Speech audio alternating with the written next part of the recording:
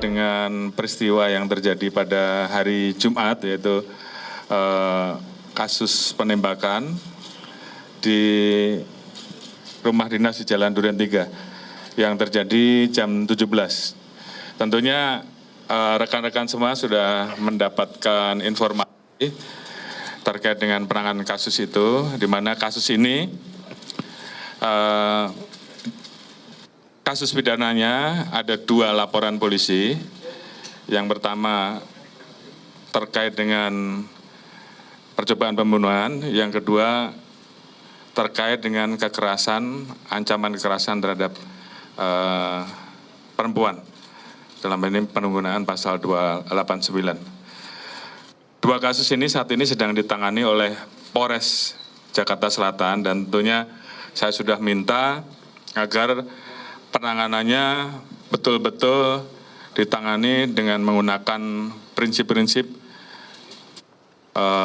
yang berlaku, yaitu bagaimana kita mengedepankan scientific crime investigation. Jadi tentunya terkait dengan penanganan kasus ini pun, walaupun ditangani oleh Polres Jakarta Selatan, namun kita minta tetap diasistensi oleh Polda dan Baris Krim Polri.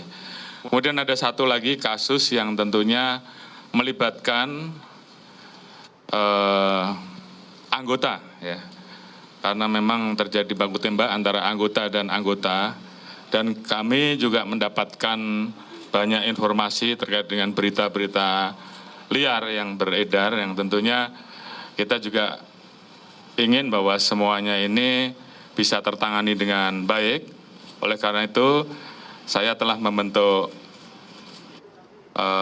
tim khusus yang dipimpin oleh Pak Wakapolri, Pak Irwasum, kemudian ada Pak Kabar Eskrim, Pak Kabik, kemudian juga ada ASSDM, karena memang beberapa unsur tersebut harus kita libatkan, termasuk juga fungsi dari Provos dan Pamina. Di satu sisi, kami juga sudah menghubungi rekan-rekan dari luar, dalam hal ini adalah Kompolnas dan Komnas HAM terkait dengan isu yang terjadi, sehingga di satu sisi tentunya kita mengharapkan bahwa kasus ini bisa dilaksanakan pemeriksaan secara transparan, objektif, dan tentunya karena khusus menyangkut masalah anggota, kami juga ingin bahwa peristiwa yang ada ini betul-betul bisa menjadi terang. Oleh karena itu tim nanti akan, sehingga rekomendasi dari tim gabungan eksternal dan kita bentuk, ini menjadi masukan yang akan digunakan untuk menindaklanjuti terkait dengan hal-hal yang mungkin bisa kita dapatkan untuk melengkapi proses penyelidikan dan penyidikan yang ada. Tentunya kita tidak menutup kalau ada laporan dari sisi yang lain, namun semuanya ini tentunya harus kita telaah, kita cermati, dan kita tangani objektif, secara transparan, dan tentunya menggunakan kaidah-kaidah penyelidikan dan penyidikan sesuai dengan apa yang diatur dalam scientific crime investigation. Dan tentunya kita juga harus melindungi, memberikan ruang terhadap kelompok rentan dalam ini yang saat ini kebetulan menjadi korban, dan tentunya kaidah-kaidah tersebut juga harus kita jaga, menjunjung tinggi hak asasi manusia, kaidah-kaidah yang harus kita jaga dan diatur oleh undang-undang. Namun yang pasti penanganan kita akan laksanakan secara serius dengan diawasi oleh tim yang ada, baik yang mengawasi proses penyelidikan dan penyidikan maupun hal-hal lain yang mungkin akan bisa didapat, dan ini tentunya akan dipertanggungjawabkan kepada publik, dengan kami yakinkan bahwa kami institusi Polri tentunya akan melakukan semua proses ini secara objektif, transparan, dan akuntabel. Dan ini semuanya akan kita sampaikan pada saat semua hasil proses penyelidikan, penyidikan, dan temuan-temuan yang mungkin bisa didapat oleh tim gabungan internal dan eksternal ini menjadi satu kesatuan yang kemudian menjadi kesimpulan untuk melengkapi apa yang saat ini sedang dilaksanakan oleh penyidik dan juga oleh tim internal yang menangani kasus-kasus yang terkait dengan kepolisian. Presiden Joko Widodo meminta bahwa kasus ini harus ditangani oleh pihak kepolisian secara serius dan juga langsung ditanggapi oleh Pak Kapolri yang sudah membentuk tim khusus dengan Ketua Pak Wakapolri. Dan Kompolnas dilibatkan. Sejauh mana nanti Kompolnas ini bisa terlibat dalam kelompok atau tim khusus ini, Pak Benny, mengawal untuk terungkapnya fakta-fakta lainnya? Ya, kami kebetulan selama ini selalu bersinergi dengan Polri ya ketika menangani satu masalah. Temuan kami sampaikan, kemudian kami sering juga berdiskusi berdasarkan pengalaman selama saya dulu masih aktif sebagai penyidik menangani berbagai macam kasus. Nah, pengalaman ini kadang memberi manfaat ketika kita bisa share dengan teman-teman penyidik. Nah, di samping itu juga tentunya kami, atasan kami kan Pak Menko Polhukam.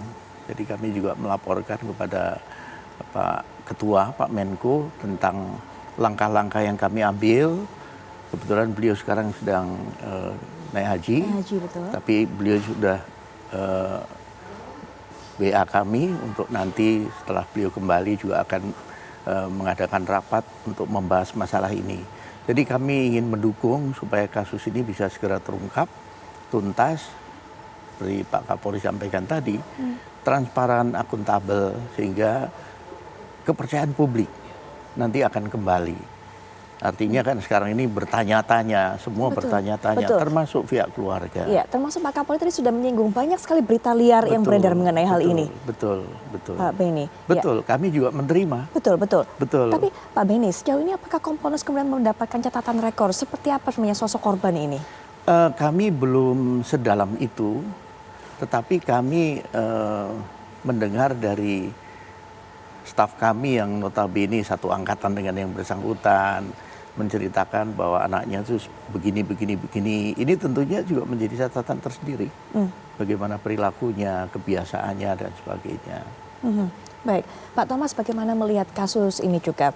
Seorang kita tahu Brigadir J ini sebagai korban, kemudian dengan kenekatannya melakukan hal pelecehan terhadap istri dari atasannya, dan itu yang kemudian menjadi asal mula dari kasus tembak-menembak atau baku tembak antara kedua polisi ini. Ya, di dalam kasus kejahatan kekerasan ya, itu harus didalami ya, sehingga seringkali kita bisa menemukan bahwa korban itu juga sebenarnya pelaku.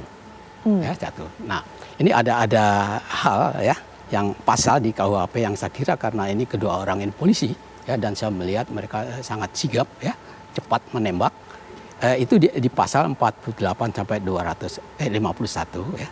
Ini dua saya kutip ya pasal 49 KUHP, tidak dipidana barang siapa melakukan perbuatan pembelaan terpaksa untuk diri sendiri maupun orang lain, kehormatan, kesusilaan, atau harta benda sendiri maupun orang lain karena serangan atau ancaman serangan yang sangat dekat pada saat itu yang melawan hukum. Ya.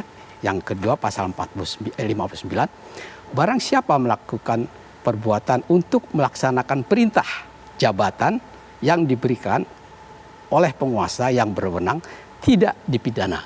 Ya. Selanjutnya dikatakan jabatan itu perintah jabatan tanpa wewenang tidak menyebabkan hapusnya pidana kecuali jika yang diperintah dengan itikat baik ya, mengira bahwa perintah diberikan dengan wewenang dan pelaksananya termasuk dalam lingkungan pekerjaannya. Nah, jadi ini dua-duanya ya mungkin sangat sigap ya. Tapi yang jadi pertanyaan, siapa yang menembak dulu sehingga terjadi duel? Baik, ya. baik. Yang tadi yang dipertanyakan dengan kejahatan kesusilaan ya. Kalau saya dengar dari statement beberapa pihak polisi, gitu ya, itu memang dijelaskan ada pelecehan, ya, dan ancaman, ya, dan juga dari statement bahwa korban, ya, itu juga sering mengawal sebagai pengemudi istri Irjen tadi. Iya, betul. Ya, ini. Nah, dengan kasus ini saya berpikiran bahwa sudah ada hubungan intens, ya, karena istri dan korban tadi. Baik, Nah, baik, jadi Pak ini Thomas. sudah masuk masalah di dalam Baik. domestic violence. Nah, ini Baik. juga suaminya perlu dilihat apakah terjadi hubungan-hubungan yang sehingga istrinya katakanlah. Baik Pak Thomas. Pak Beni mungkin terakhir karena sepertinya Pak Beni waktunya juga cukup terbatas di sini. Sebelum meninggalkan acara ini ada pesan terakhir yang mau disampaikan mungkin. Kami mengapresiasi atas langkah cepat Pak Kapolri menyusun tim gabungan ini.